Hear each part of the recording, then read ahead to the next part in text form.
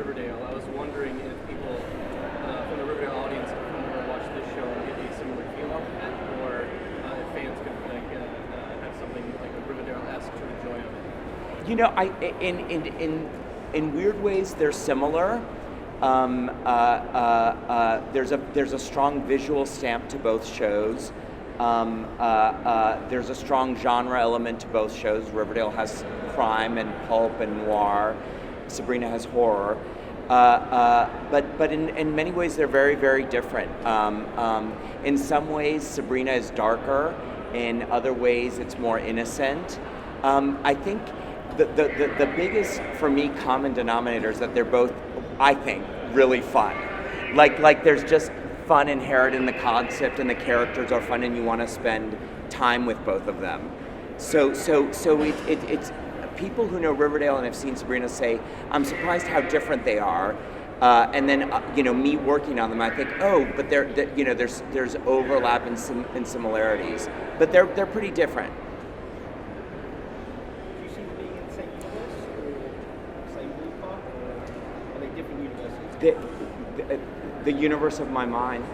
No, I don't know. I think they're in the same universe. I think they are. Okay. So potential crossover? Sure. Sabrina is going to be a pretty powerful young woman, and this is kind of your first chance to play that real coming of age into a kind of a kick-ass type of character. You want to talk a little bit about that? Yeah, I mean, it's amazing to play a character that's really coming into her own and finding her strength. As a character, as a person, I find Sabrina to be extremely brave, extremely selfless. She is so kick-ass and cool. I would want to be friends with her in real life in a heartbeat. I would want to get lunch with her, and I think she could teach me a few things. And at the same time, she's still got so much to learn, and that's why it's so fun to play her, because she's equal parts human and witch, and that's an interesting route to go down. And just playing around with that duality and making her a complex person that's just kind of figuring things out as she goes in these kind of crazy situations, it's so fun. Hi. The finale still isn't available to critics, but what do you hope viewers take away from the last episode? Just the need to find out what happens next. I mean, I'll never forget when I read that episode. I swear to God, I jumped out of my seat, and that was just reading it, and then to bring it to life, and now to see what that end product looks like. It is truly terrifying. In that last episode, again, we always manage to, because of Roberto's great gift, he's given us these phenomenal characters to fall in love with. With Harvey Kinkle and Sabrina. They're the heart of the show, which gives us license to pretty much be as horrific as we possibly can be in and around them and see how they deal with that. It's all about flipping the negative to the positive and back again. And that's that's our currency, and we do it by looking at lots of different themes as well. But that last episode is you will jump out of your seats. For many moments in that. I feel like there's so many scenes in that last episode too where you're just gonna want to kind of continuously have on a loop. Even the last shot comes to mind as something that it's just really sticks with you. Jean Jacket. And then kind of building on that, I mean, you guys filmed the seasons back to back. So how does the season finale kind of set up the second season? And is there going to be a time jump? Is it going to happen right after? No spoilers. No We can't talk about season 2. We can't talk about season 2. In the back? When we originally posted the full trailer, we heard a lot of great positive reaction from Buffy the Vampire Slayer fans. I feel like they finally have gotten, I guess, the heir apparent to what they've been missing. Was that a show that you kept in mind when you were looking for the vibe or feel of the show, or were there other inspirations that you were looking for? I didn't quite understand. It's funny enough. Almost all my friends are Buffy fanatics. I've seen a lot of Buffy, but I wasn't like a hardcore, and I love Buffy, but I wasn't a hardcore Buffy fanatic.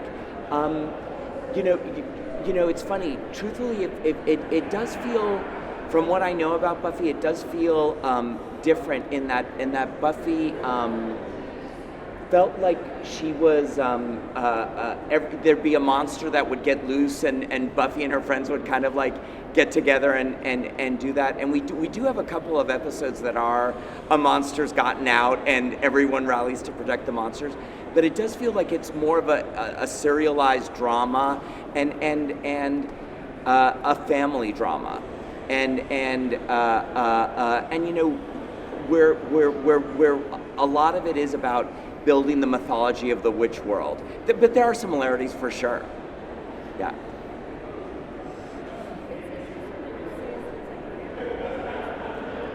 Say again.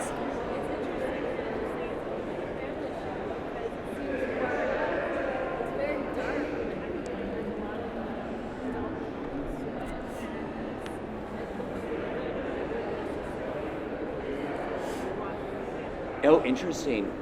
Yeah, guys, speak to it. Depends on the family, I guess. Yeah. The thing that I've really noticed that there's not a show like this out there at the moment. There's not a show that young adults can actually share with their adult parents, right? This is finally a show that does that crossover where you can enjoy the show. And now, is it a family show as in you'd stick your five-year-old in front of it? Absolutely not.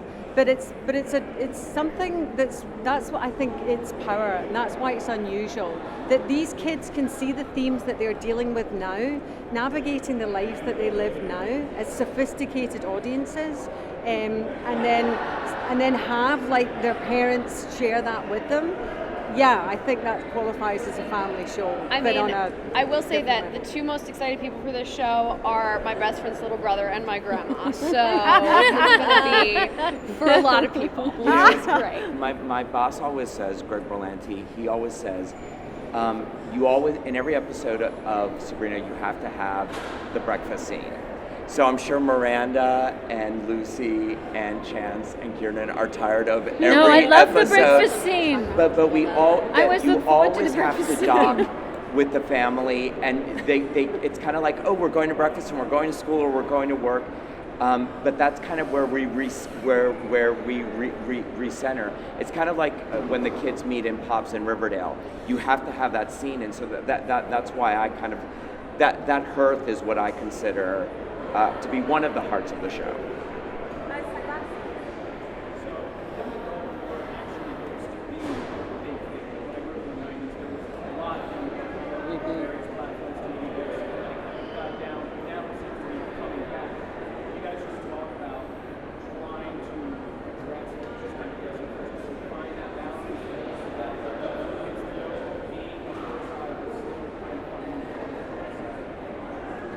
Yeah, you know, I mean, we you know, when we're in the writers' room, we usually talk first about the emotional story, whatever the emotional story that what's it about, what's Sabrina wrestling with, what's Ambrose wrestling with, what are the aunties wrestling with, what's Madame Saint wrestling with. So we usually talk about that, and then we always have to put it through the filter and say, okay, how is this a horror story then? You could do a breakup on practically every TV show. How is this breakup a horror breakup? How do we put this through the horror filter? So it's we talk about it all the time in the writers' room, striking that right balance for if it was just straight up horror, that's okay for a movie, but for a TV show or for a streaming show where you want to spend 10 hours, 20 hours with characters, you've got to invest with them emotionally. So it can't just be, oh, this guy's killing people so we talk about both elements all the time. It's a push and pull. Some are a little more horror, some are a little more emotional. That's a really good question. Were there any horror? Yes, there have been some horror scenes we've had to cut. No. Yeah, for sure. Yeah. I'd like to ask about the aunties and their relationship with each other, which is kind of tense, seems a little tense in the series, as well as how they are with Sabrina. Can you really say it was tense.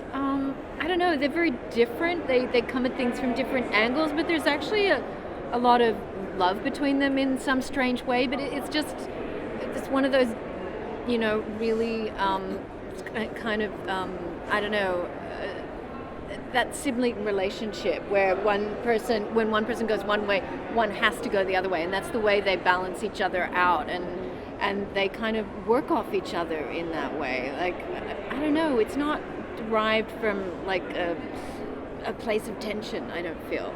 I think with Zelda, she's so forthright and domineering in some ways that I think we think probably Hilda just obeys, but actually if I've looked over all the episodes we've done so far, I'm like, actually Hilda gets her own way. It's just that she's just goes underneath, and it's only after the fact that you go, oh, it went Hilda's way, or Hilda saved the day here, and you don't expect that from her. But we love our relationship. It's a lot of fun, and there's a lot of humor in the differences. When we get on set to do the scenes, we're always looking for something where we are either opposing or together in something, one or the other, really. And they're both fun. Like, the together moments are really fun as well. We love it. Well, I think Zelda's more, I mean, you could say that she's a matriarch, but she has a lot of more male characteristics, I would say, as a character. She's more like you would figure the father in the family to be, more strict, more keeping everything in line, organizing, concerned with status, and trying to help Sabrina not make any mistakes. She's a bit of a perfectionist, I think, Zelda. Whereas Hilda's more nurturing, more... Hilda nurtures Sabrina, and we have quite a few lovely scenes like that. But I like her because she is more okay with Sabrina's rebelliousness, because I think Hilda has one foot in the mortal world sometimes anyway. I think she loves it and is fascinated by it, and is quite okay with things that Sabrina is doing in that respect. So I think she encourages it probably behind Zelda's back, and it adds to the opposition between us. It's fun. Thank you. Pleasure. Last couple questions. So because there's a lot of scenes with demons and Uncle Jesse and cannibalism, were there any scenes that were kind of extra gross to film or fun because of those? The exorcism was really fun Maggot for baby. us guys, because baby. it's amazing how much we do on the day in the scene that isn't added in post. So for the exorcism, the guy, Uncle Jesse, he was rigged and he was being pulled up, and then he at one point would shoot forwards towards us, and we had air machines blowing on us, and the windows were going up and down, and we were throwing salt and it was coming back in our faces. That hurt. And so I love doing things like that. It's amazing what we do on the day and not in post. I'm in awe of it. Yeah, that episode in particular, there is another scene where a chair comes flying at me, and the chair really did come flying at me on a rig, and I had to jump out of the way.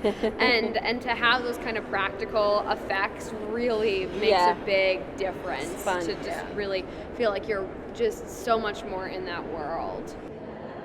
And the death of Sabrina's parents is obviously such a big thing. Did the cast have any behind the scenes theories about it that you guys would talk about? Our theories just keep changing all the time about what the backstory is with the parents. I think Roberto's still deciding which way he wants to go with it. So we almost have a book running on which way it should go. Take bets. We'll take your bet. All start a book. I'll take the money. That's all we've got time for. Thank you guys so much for joining us. Thank you guys. Thank you all.